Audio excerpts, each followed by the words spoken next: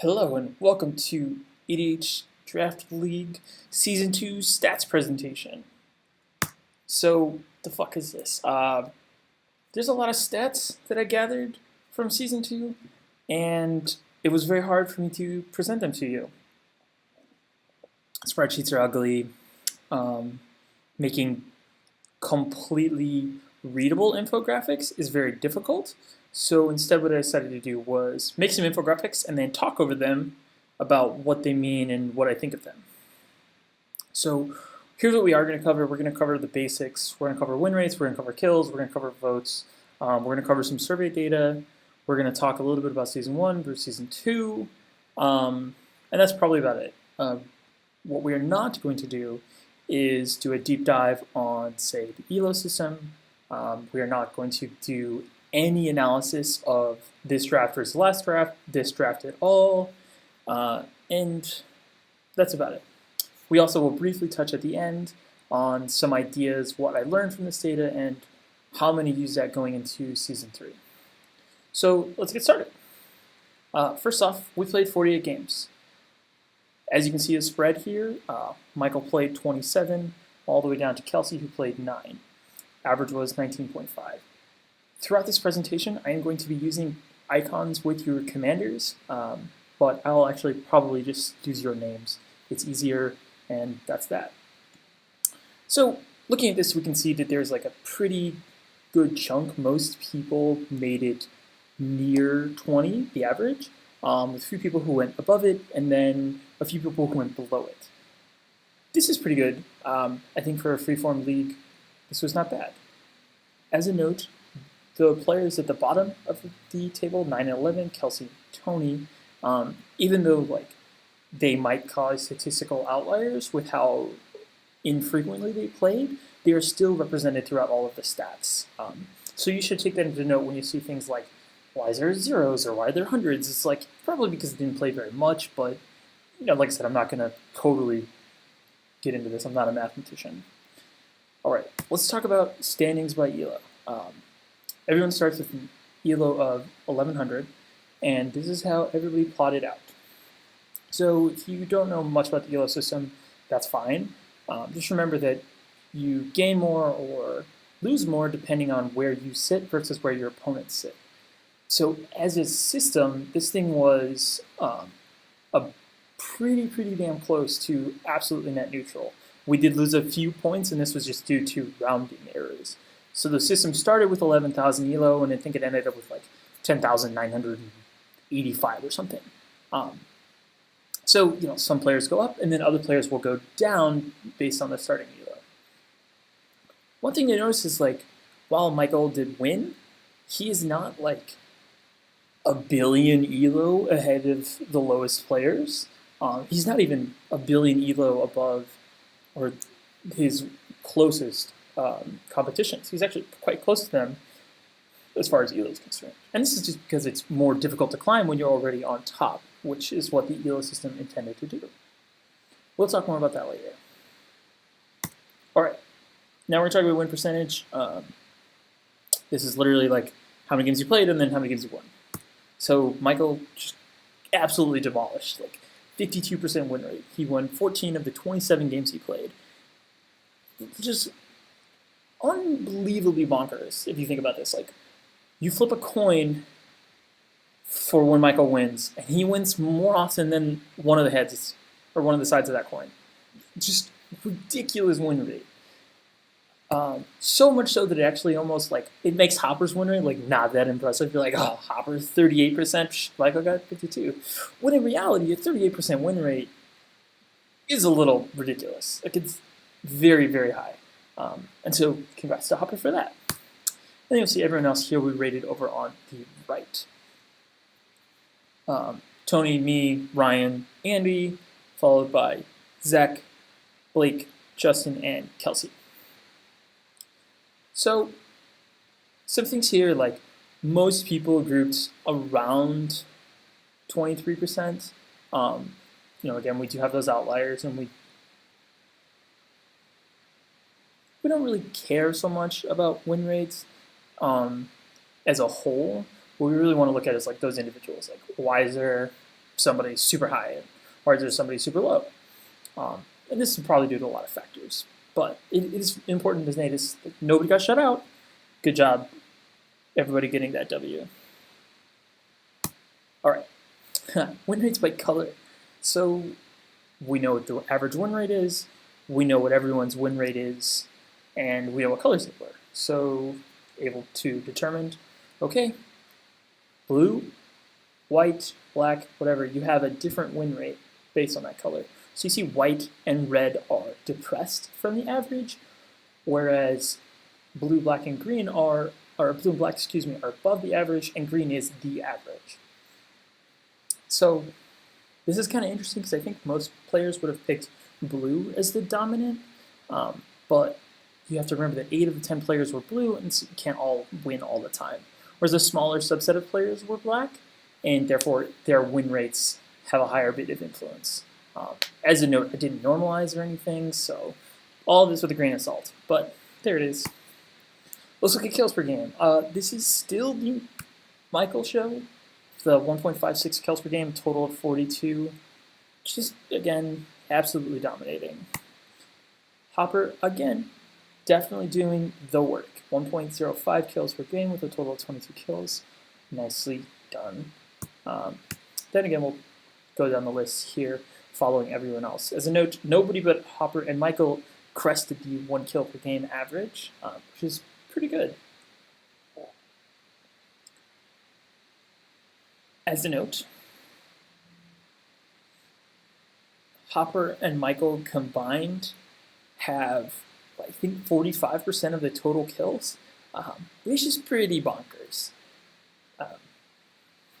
Feel free to pause the video at any moment to take a look at your kills and versus the totals and try to figure out shares or whatever. There will be more tables through the presentation, and I will link all my spreadsheets at the end if you want to look at these.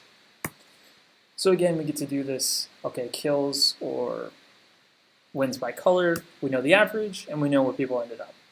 So white and red, very depressed. Blue is this time about average, and then green and black are increased. A little surprising, but not terribly surprising when you think about who was playing the black and green decks. It makes sense. Hint, Hopper and Michael. All right, votes per game. Finally, we're not on the Michael and Hopper show. Instead, we get to reward Andy for getting 1.59 votes per game, total of 27. Ryan coming in second with 1.37 votes per game, a total of 26. Interestingly enough, Zach actually got more votes than both of them, but he played a few more games, so his votes per game ratio is a little bit lower.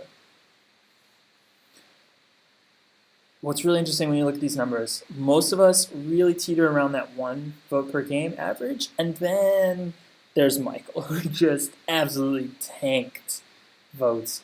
Nobody votes for Michael. I don't know why, guys. That's really surprising. I really think it's his deck, not his player. When you look at Season 1 data, he had a little bit higher votes per game. Okay, so interesting votes sweeping changed quite a bit from Season 1 to Season 2 and how often it happened. We'll talk about that specifically more later, but let's reward those players who did get those swept votes. This means you won 3 of the 4 possible votes, and you can't vote for yourself. So both Ryan and Zach swept the vote twice. Not collusion, probably. Then these 4 players all swept the vote once. And then the rest of us just never swept a vote. So 6 of the 10 players sweeping the vote, that's pretty good. I think that's not a terribly unhealthy place for the league to be. If there was only like 2 people who were ever sweeping votes, I might be a little concerned. But this looks totally fine. Hey, we can do the votes per color thing. So everybody gets about an average of 1 vote per game. We can look at the colors and see where everyone ends up. So we see that white and red are elevated, blue slightly so, and then black and green are depressed. If you've been paying attention, you might have noticed a trend here. And we're just going to immediately talk about this because it's important. If you got a lot of votes in a color, you are actually less likely to get a lot of wins. And vice versa, if you got a lot of wins in a color, you are less likely to get a lot of votes. This to me speaks to a problem where people like just absolutely won't vote for people who are winning, even if they did maybe have the highest play or the coolest play. And it's something I will keep in mind in the next season. But it also does put a little comeback mechanic in there. Like if you don't get a lot of wins, you can still maybe build a deck that is cool and therefore gets votes. So this is a pretty tricky scenario to be in, but it is interesting to note that, increased votes means decreased wins, increased wins means decreased votes. And if you're average, you're just average on both. Okay, we're gonna talk about some survey data now. So this is predicted rankings, where everyone thought everyone else would end up at the end of the season. So on the left here, we can talk about the expected. We expected Michael to be in first, Hopper to be in fifth, Kelsey to be in sixth, and Blake to be in 10th. On the right, I'm going to just quickly populate all the rankings, and you'll get to see where people actually ended up and their deltas in those positions. So Michael stayed where he was, Hopper jumped 3 ranks, Ryan jumped 5 ranks, Andy stayed exactly the same, Zach jumped 2, I dropped 4, Blake jumped 3, Kelsey dropped 2, Justin stayed exactly the same, and Tony dropped 6. Tony's mostly because of his elo decay, though he would not have ended up in third either without that decay. So this is pretty interesting data going into the season, what people were thinking the strengths of the decks would be. So additionally, we ranked how many kills we thought all those decks would get. So everybody was just dead certain that Kelsey would just be cleaning up the votes. As people may know, that's not actually what happened. We see I jumped quite a bit. Nobody expected the Leovold deck to get any kills. And then most people didn't really shift too much. Tony, he saw a big drop here, I think because he didn't play a lot. And the same with Kelsey, mostly not from playing a lot of games, not actually having a super depressed kill per game ratio. Finally, we predicted vote leaders. And here we go. Nobody thought I was going to get votes, and everybody thought Justin was going to get votes. Strangely enough, pretty wrong. Big surprise here. Zach jumped 8 ranks. People were really wrong on votes. It's just completely, totally wrong. Andy still in second. By the way, Andy only ever moved 1 position. Everybody really knows what Andy's going to do. I think that's really interesting. Ryan jumps 3, Justin drops 2, I moved up 5, and then all these people moved down, got less votes than expected. When you look at those decks, you'd think, maybe I don't understand, Kelsey and Tony. This was actually calculated based on pure number of votes, so that's why they're so low, because they just don't have very many votes. Okay, this is a different survey topic. We talked about the power level of everyone's decks. So we ranked who had the strongest deck, who had the weakest deck.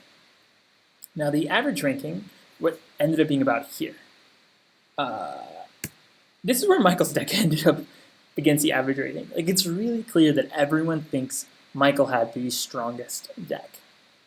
And then we get to see everyone else populate down.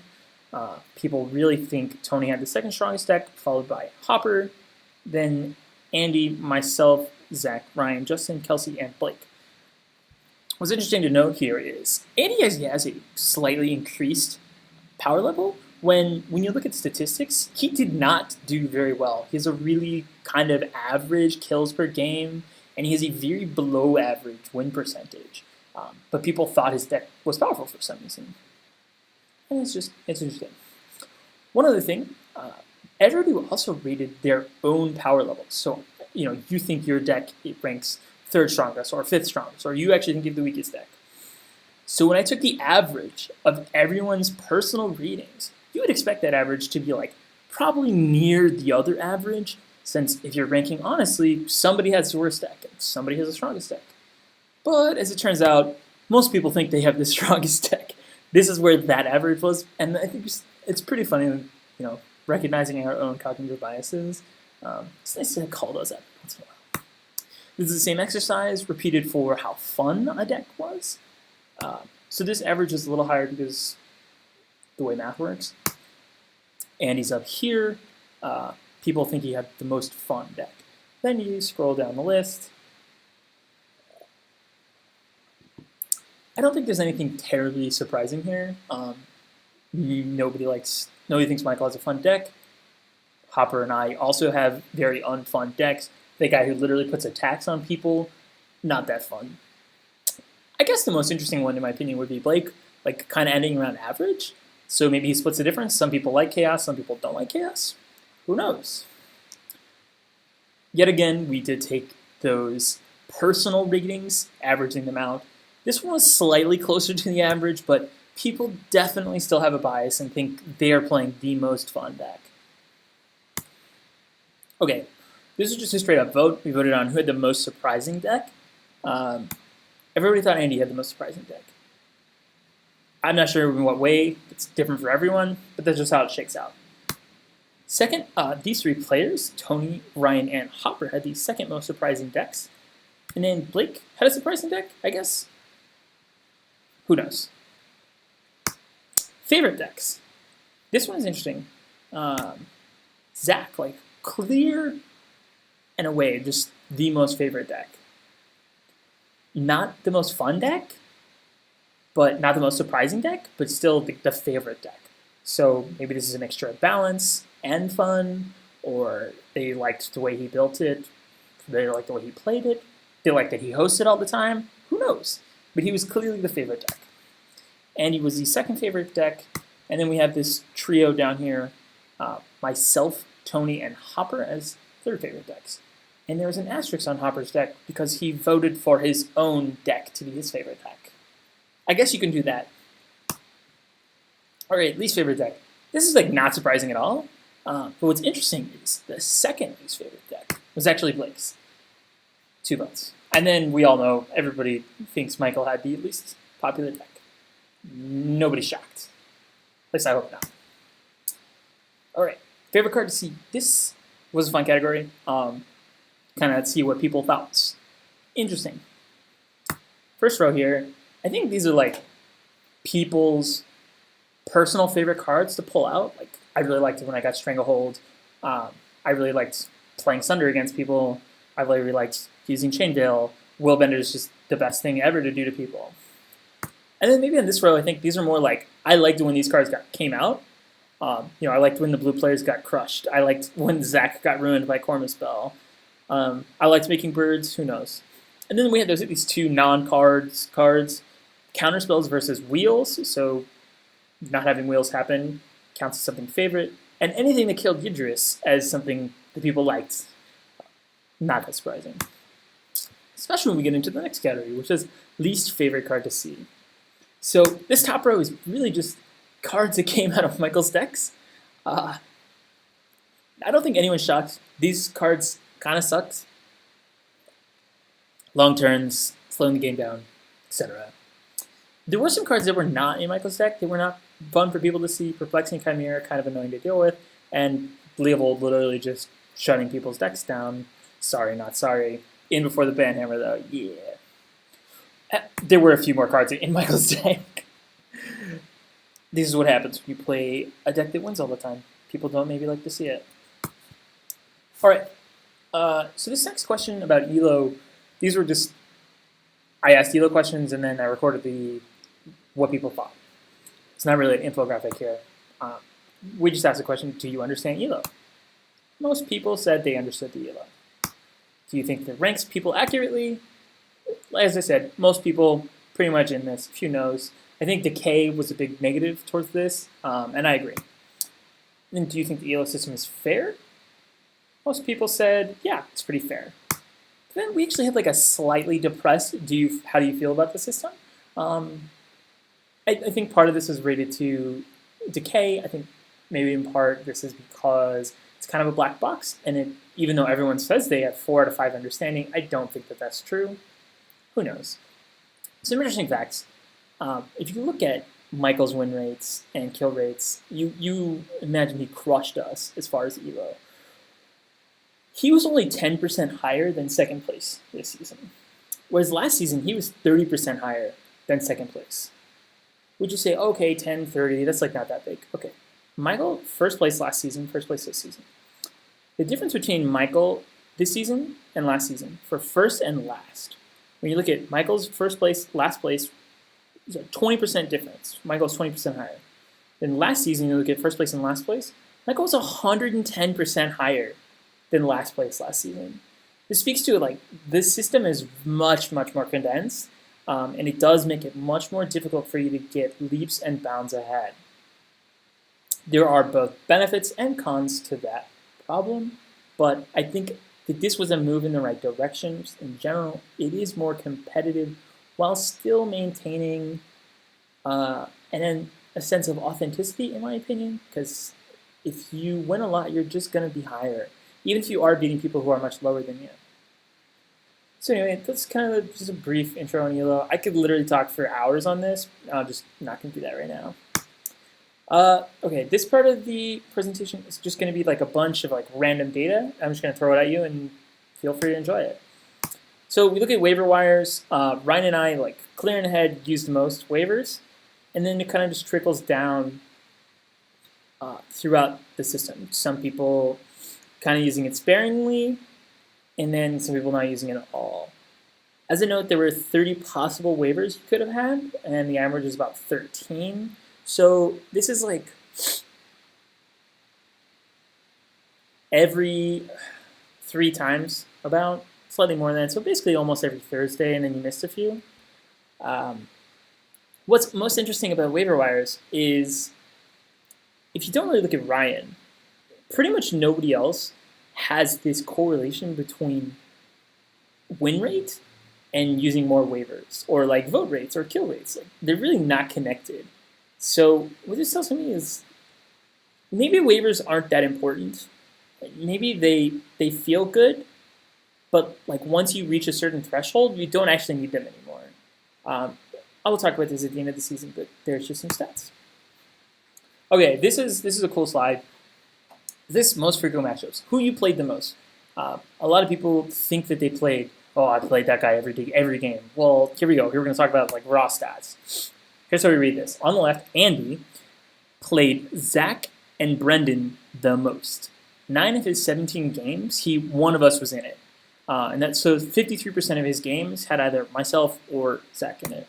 Again, I'll just load these up for everyone. Feel free to pause if you want to look at your own. So you might notice some discrepancies, like Hopper's most frequent pairing was Justin, but Justin's was not Hopper's. Hopper played 21 games, Justin played 25 games, so Michael actually beat Hopper out in the number of games he played with Hopper. Blah, blah, blah, blah. What's interesting to note here is like everyone is above 50% with a single player. So if the average games played is 19.4, and the average number of games played with another player is 6.4, that's about 33% per player. We're seeing that's a pretty drastic increase from 33 to like say 63 or even 55. That's a much higher number of how frequently you're playing with people, and I want to address this next season. I think the pod generator will be fixed to try to get you to play with players you've played with less, as opposed to just like randomly picking pods. So we don't have as much of this. If you do want to see these tables, here you go. The one on the left is easy to read. Columns and rows, doesn't matter which order you do it in. The one on the right, so we say Andy played Brendan 53% of the time. And then Andy played Zach 53% of the time. So it's rows all across. That's just how it is. Feel free to pause if you want. We're moving on. So knowing that how much you played somebody, we can also say, like, say you played somebody, what was your win rate versus that player? Is that an increase or decrease in your normal win rate? So I'm going to put these up, and I'm going to talk about them. All right, look at Andy, right? So here we have Andy. Andy had a 33% win rate versus Michael, Tony, and Hopper. This is an increase of 16% to his normal win rate. This is a pretty big change, and this is pretty good. That means if he was against those players, he had a good chance of winning. It's an interesting note. Here we go, we're going to load these up. Almost everybody has everybody has above a 15% increase against one player. It's really hard to pin down like what that is. But I think in certain cases you can attribute it to willfully trying harder. Maybe it's a good matchup for you. Maybe you are really good at politics with that player in the game. But anyway, here's where they are. Now, conversely, we have the opposite of this. Who your worst matchup is. So if you played with this player and then you saw a decrease in your win rate. So looking at Andy here, Andy has 0% win rate against Blake, Kelsey, and Zach. Actually, a lot of people had 0% win rates against a lot of other players. You may have only played them a few times, but this is what happened. You didn't win those games. The only people who do not have 0% win rates are Michael and Hopper, and that's because they have those ridiculous win rates. Again, I think this stuff is really interesting to think about, and we'll talk about this one more in particular in a bit. Here are those tables. One thing to note, these tables are actually flipped. I apologize. You read these the other way. So Andy has a 0% win rate against Blake, and Blake has a 33% win rate against Andy. And then over here, you can see the delta between those win rates. So Andy depressed 18%, or say increased by 16%. So one thing to think about here that's really interesting is this kind of standard deviation, and you could ignore the percentages, just looking at the size of the numbers. So Hopper has this really large standard deviation, and that's because he has a 100% and an 11%. So he has drastic differences between his win rates based on who he's playing against. Whereas someone like me has pretty similar win rates against everyone. I'm taking this to mean that Hopper is a super biased player, and I am very fair, but that's just me. I think we can all laugh at Andy, who has 3 win rates that are 33%, and then 3 win rates which are actually 0%. Just some games he's really good, and some games he's really bad. Who knows? All right, so because you don't want to read all those tables, I did some stat picking for you. Who the worst teammates were. So when Hopper and Blake played together, they both saw a decrease in 18% of their own win rates, which is the minus 36% combined, which is pretty bad. So don't play together, I guess. Who knows? Justin and Zach, you guys, you saw slightly depressed win rates, depending on who you were. But you played 10 games together, and you only won 1 of those games. Justin won that game. So probably not, again, the best teammates. Now, conversely, of course, we have people who were really good together. So Zach and I had an increase of total 40% win rate when we played together. And I picked this as the best because we both went up, not like one of us went up and not the other one. We both just increased our win rates by a lot. That's good. Let's keep playing, Zach. All right, I'm just going to call out this fucking bullshit right here. Look at this collusion. The master of calling everyone else a worm tongue. He has a 100% win rate when he plays with Kelsey. That's ridiculous. And I do not think this is Kelsey's fault at all. Hopper, shenanigans. As a note, these two players won the most games when they played with each other. So when Michael and Zach played together, they won 9 out of 11 times, or 82% of the time. Good for them. All right, Evo farming. So, highest gains and highest losses. We're talking about highest gains. So, who earned the most points in games versus another player? That would be Michael. Michael earned 172 points in games versus Blake. Blake only lost 81 points in those games. That's because of the Elo difference. Now, who lost the most points in games versus a single player? Hey, it's Michael again. Michael lost 172 points when playing in games against Andy, and Andy gained 160 Elo in those games. And before he says anything, no, it was not all in that one game, though it did contribute. I think this is really interesting when you go back and you look at Andy's win rate versus Michael. Michael had a minus 35% win rate against Andy. Andy really, really kept Michael down, and it's proof that you really can build a casual deck and then just play it correctly and influence the point leader. You can win. It's possible, I promise. Here is the table for all that. Feel free to pause. I'm not going to talk about this. It's boring. All right.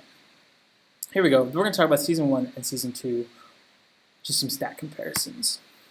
So, Season 1, we played a total of 50 games, as an average of 24.25 per person, and the min was 19, the max was 27. Season 2, we played 48 games, very similar, to average of 19.2 per person, which is a pretty big decrease actually. And then if you look at our min-max, you can see why, right? We dropped 10 on our minimum number. Pretty bad. So when we lose this schedule, it makes sense that people don't always keep up towards the average. I'm not terribly disappointed with this, but it is something to keep an eye on. Win rates. So the top 2 players in Season 1 had a win rate of 38%. The average was 25.7, and our minimum was 9, and our maximum was 46. Season 2, those top 2 players had a win rate of 46%. The average was 23.6, and our min was 11, and our max was 52. So those top 2 players, Hopper and Michael together, they won almost as many games as the other 8 of us combined, which is pretty bonkers. And this is kind of why that average is depressed, is because it's very top heavy.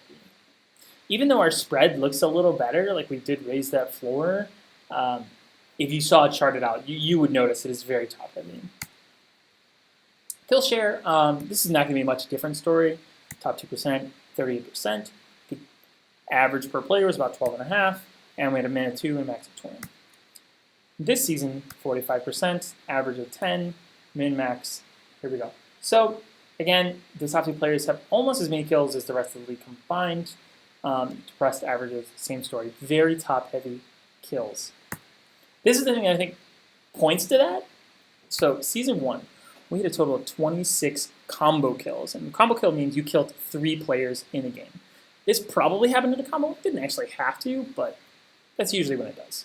That's about 52% of the game's total. So that's about 3 per person. And there were somebody had 0 sweeps and somebody had 6 sweeps last season. This season, 39 sweeps.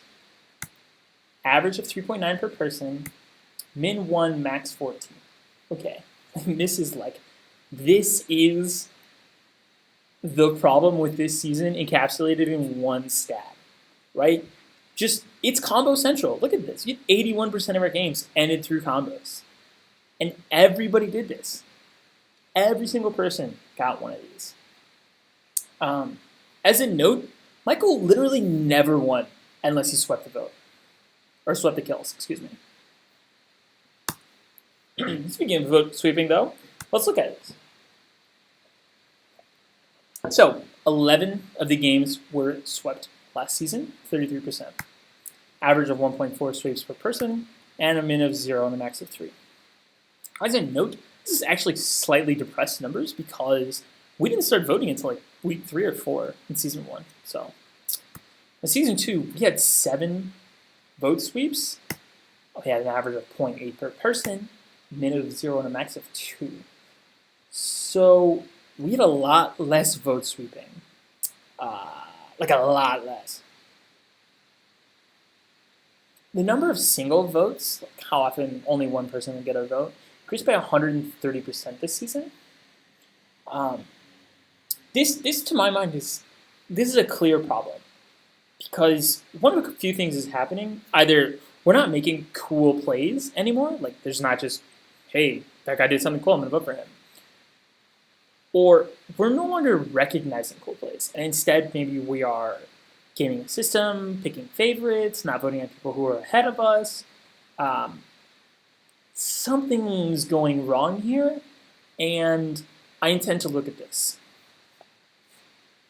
Okay.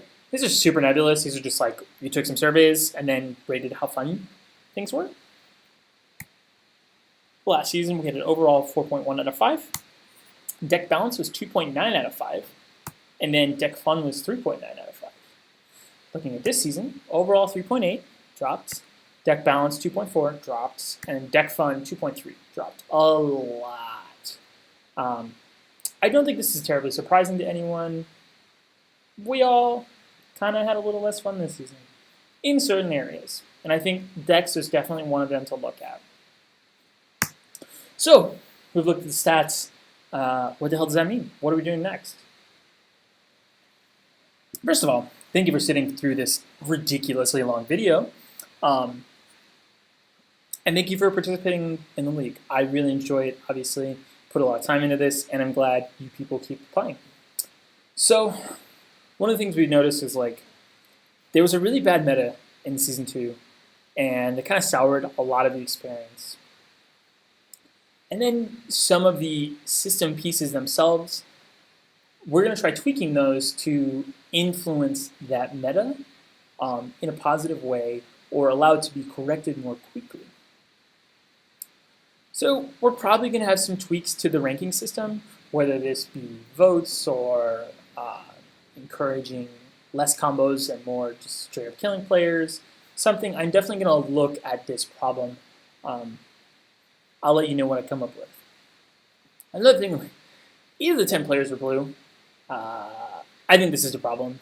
And next season, we are probably going to return to a uniqueness inside a shared color number. So you'll either play shards or guilds. Who knows? Actually, what I think will happen is you'll probably play both. In my opinion, I would like to see more drafts. And that means we're going to either change decks or continue points between quote-unquote seasons. I think the draft is a huge success and everyone likes it, so we want to do it more. This also will probably bring about changes to the waiver wire system. It's not used very frequently, it doesn't seem to have a large impact, and it's just kind of a huge burden.